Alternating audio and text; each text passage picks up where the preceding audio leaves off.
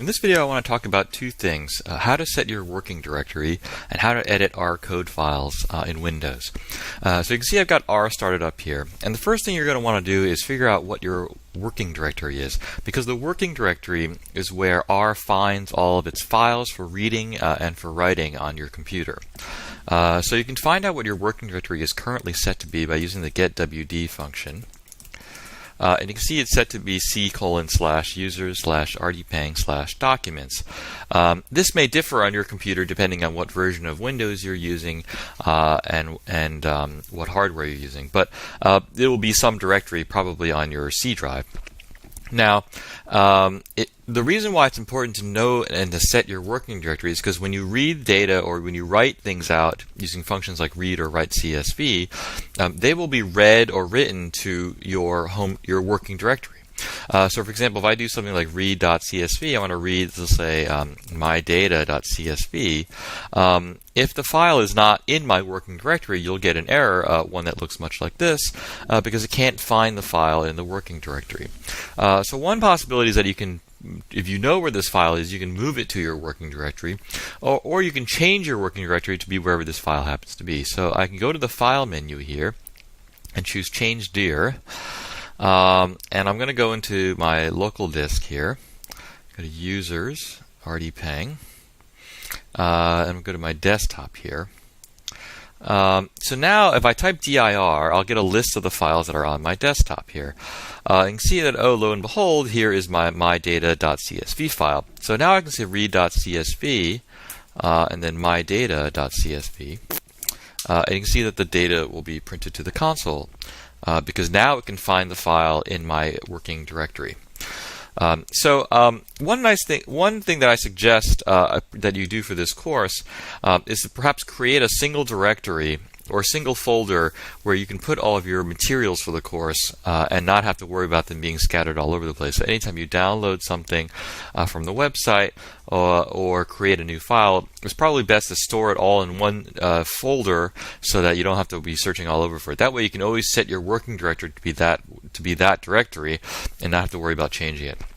So I'm going to minimize R here for a second. I'm going to create a folder on the desktop called I'll just call it Coursera, and I'm going to use this folder for everything that I do in this course. So if I go back to R here, I can say change working directory again, change dir, and I can go to local disk, users, rdpang. Now this folder is on my desktop, so desktop, and then it's Coursera here. So now if I say getwd, you see the working directory has changed to this Coursera folder. So one of the things you're going to have to do a lot of in this class is to write R code. In order to write R code, you need to be able to use a text editor. Luckily, R comes with a rudimentary text editor, which will be definitely sufficient for this course. So you can load up the text editor by going to File and say New Script. And this will give you a blank window that you can use to write R code. So I'm going to write a simple function here. It's going to be my function.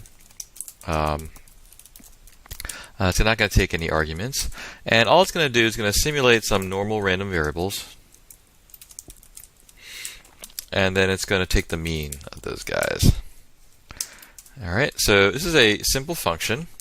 Now the question is, how do I get this R code into my R console so that I can actually use the function? Because you'll notice if I go into the R console here, I type my function, I can't find the function because I haven't loaded it into R yet. If I type ls, you'll see that there's nothing in my workspace right now because I haven't loaded any R code into there. So how do I get the R code into the R console?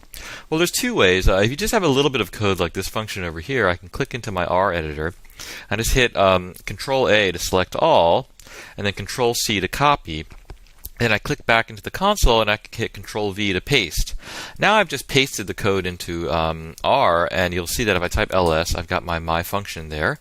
I can execute it by just calling it, and you'll see it'll give you the mean of 100 random variables. If I do it again, it'll give me a slightly different number because it'll simulate a different set of numbers.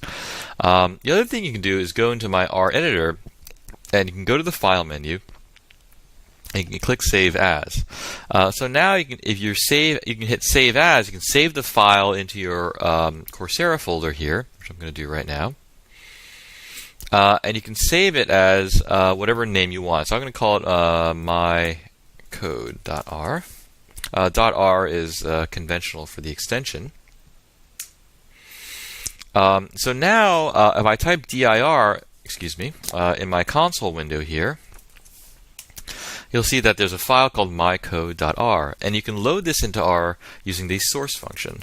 So I can say mycode.r, and that loads all the code that is in this file. Of course, that's just the my function, so I haven't done anything new here. But let's say I want to add another function here. So let's say second for my second function, and it'll take an argument x, and it'll take x and it'll add a little bit of noise to it. So with the rnorm function. Okay, so now I've got two functions here.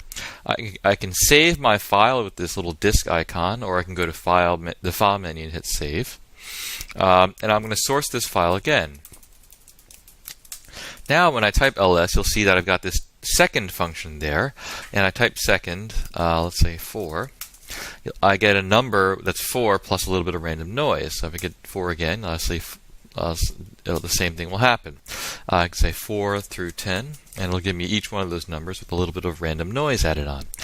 So that's how I edit code, and that's how I load the code into R. Every time you edit your file in the editor, you have to save it, and then if you want that code to be available in R, you have to use the source function to source that file back into R.